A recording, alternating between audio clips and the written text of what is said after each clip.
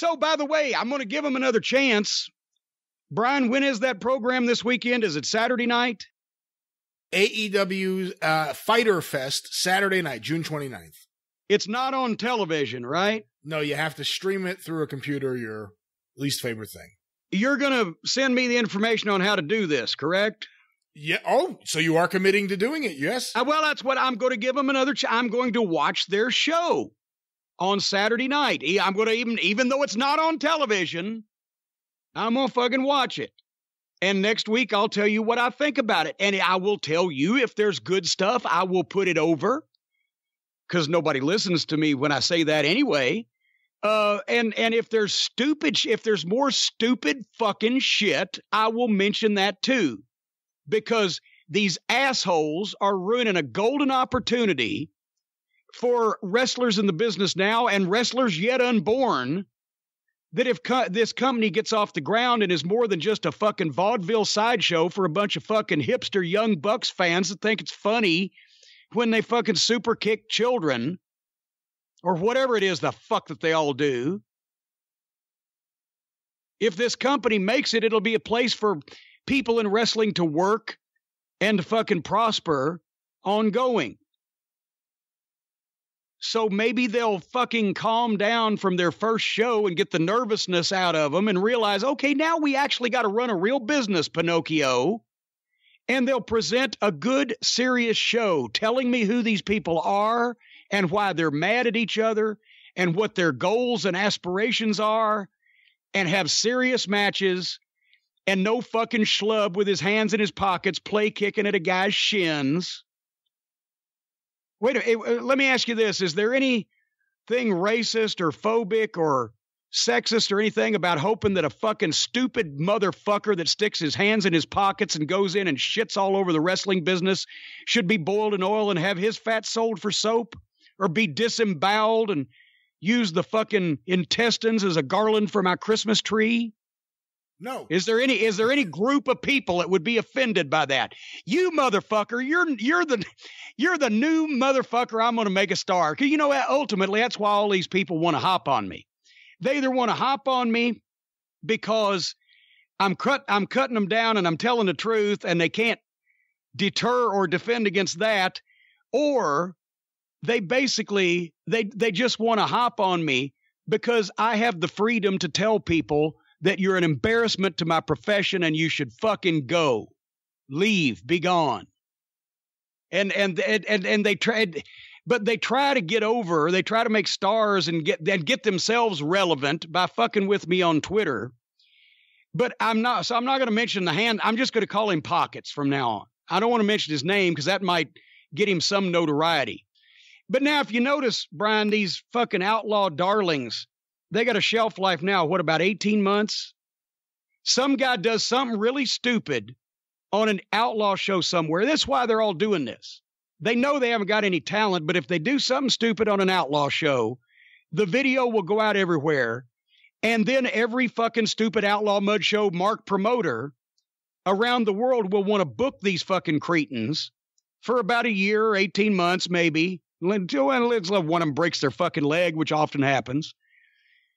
And so they think they'll get work out of it for a little while because they know they're never going to get any work any other way because they're the shits. So they constantly try to top themselves. So I don't want to broadcast this fucking Nimrod's name, but I'm just going to, from now on, I'm going to call him Pockets. And I think Pockets is going to be the new one that anytime I get the chance to tell him what I think of him, I believe I will, because I think he's probably the most offensive one of the bunch since Dick Boy. There's no redeeming value to that whatsoever. Would you like to hear the card for Saturday night? Absolutely. What am I going to be watching on Saturday night and talking about here next week on The Experience? Well, it depends. Are you going to be watching The Buy-In, which I assume is their pre-show at 7 p.m.? I'll watch whatever's in front of me on their screen that they put up. Okay, well, here's the pre-show matches and the main show matches. SCU versus Best Friends versus Private Party.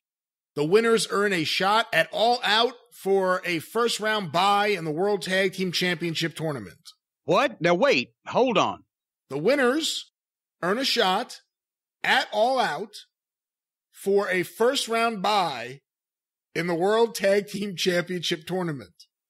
Okay, so it has to be first of all, it's a triple threat match between SCU, which is Chris Daniels, Kazarian, and Scorpio Sky, but they're a 3-man team. I assume Freebird rules here. Right. And I enjoyed their match, and I've known Daniels and Kazarian forever, and they're athletes, and they tear it up. And then you got the Best Friends, which is the fucking goof with the invisible hand grenade with the bad fucking haircut. And the guy that should dump him because he looks like that he might actually be able to do something. And their gimmick is they hug each other. And Private Party. Who? What? I don't know Private Party. Okay, well, it is. But if it's their lucky day, they win a chance to earn a shot for a first-round bye in the Tag Team Championship tournament. Next match, please. Michael Nakazawa versus Alex Jabali in a hardcore match. Michael Nakazawa was the guy in the Battle Royal that poured baby oil all over himself to get out of holds and then just did it some more on himself just because he liked it. And he's going to fight the other guy in a hardcore match. Following that match? Do they have a grudge against each other? Have these people, have they had a long history of violence in their program that they've just gone to a hardcore match? I'm not aware of any history, but this hardcore match is also part of the pre-show, the buy-in. So this is allegedly going to, this and the match you just talked about for the chance at the chased the rat that ate the house that is going to be part of the thing that's enticing you to buy the rest of the program. Coming out of that, we get Nyla Rose. How much is this thing costing me, by the way? It's free. It's a free stream. Well, then what is buy-in? I don't know why they do. I guess maybe in other countries and other places, maybe it is a all right, okay. pay-per-view event. All right, very good. Nyla Rose versus, I don't know if this is Riho or Riho versus Yuka Sakazaki. Oh, they had a triple threat women's match booked on the previous show and then made it a 4-way with Awesome Kong. One of my problems that I had with the 3-way or 4-way was that nobody got over because the beasts were marginalized. Nyla Rose and Kong were both marginalized by having to be taken out of the thing, blah, blah, blah. I said I'd like to have seen any of the girls involved in a single match instead of what we saw. So now they come back with another triple threat women's match. I have never seen the last 2 of those girls. And if you can't pronounce them, I'm not going to try. But hopefully this is a showcase for Nyla Rose to beat up 2 smaller girls and get over as a monster. We shall see. We then get Christopher Daniels versus Seema. You know, that is probably going to be fucking good because Daniels was against the guys from China on the although is he Japanese and he trains the Chinese. They didn't still explain that to me, but I'd like to see that. We then get a 4-way match. Oh, God. Hangman Page versus MJF versus Jimmy Havoc versus Jungle Boy. Oh, Christ. And once again, 4-way matches, 3-way matches, they've run. This is the second fucking show. What are they going to be doing in a year and a half? There's no reason for these multiple man matches. They're messes. It's just an exhibition of moves. Nobody tells a story. Nobody gets over. And once again, I like how I say that all the time. Once again, because I have to go back to this point. You could have MJF against Adam Page, and they could have a hell of a match, and whichever finish you wanted to do. I know Page is in their title picture. MJF is an incredible promo. You can beat him. He can keep his heat. Whatever the fuck. It would be fine, and it would progress something and get somebody over. Instead, you've put them in with that fucking, I'm sorry, Jimmy Havoc. He looks ill. He's so pale and so small. And he's the scars everywhere. He has no physique. He looks outlaw. Doing the garbage wrestling shit with the staple gun. And Jungle Boy, put Jungle Boy in the first match against other guys close to his size, but that have a little more experience. So that they can put him over and he can be a guy that bubbles up from underneath and he has a great story and he's the son of a famous actor. Don't put him in at his size with his level of fucking experience in a 4-way match against a garbage wrestler and 2 guys who should be main eventers right now. Because then you've diminished Page's and MJF's standing in the fans' eyes by having them stand next to an obvious garbage wrestler like Jimmy Havoc and a prelim guy that is a good-looking guy like Jungle Boy. But let him get him over first. Instead of it's a four-way because they got in a fight on the pay-per-view, which they shouldn't have gotten in. Because I remember I've mentioned that if they'd left Havoc and Jungle Boy out of it and had Page clock MJF, then they'd have had something. So here we go again. They're booking for an independent wrestling show crowd that is used to all this shit that has started coming up in the last 5 or 10 years instead of a mainstream audience. Go ahead. What's next? Cody versus Darby Allen. Okay, I have never seen me any Darby Allen, so I've got no opinion here whatsoever, but at least it's a singles match. He was in that documentary you had me watch, The Wrestlers, the Gabe Sapolsky episode. Which one was he? He was the skateboarder, the straight edge one, named after Gigi Allen and Darby Crash from the Germs. Oh, God. I think he broke his arm in the documentary. Oh, all right. So he's another one of the fucking tortured youth skateboarders that have decided to become wrestlers. Well, let's see what he can do. We then get Jon Moxley versus Joey Janela. Here you have one of the hottest wrestlers in the business. One of you're big right now, because he did make a jump. He went straight from WWE to All Elite.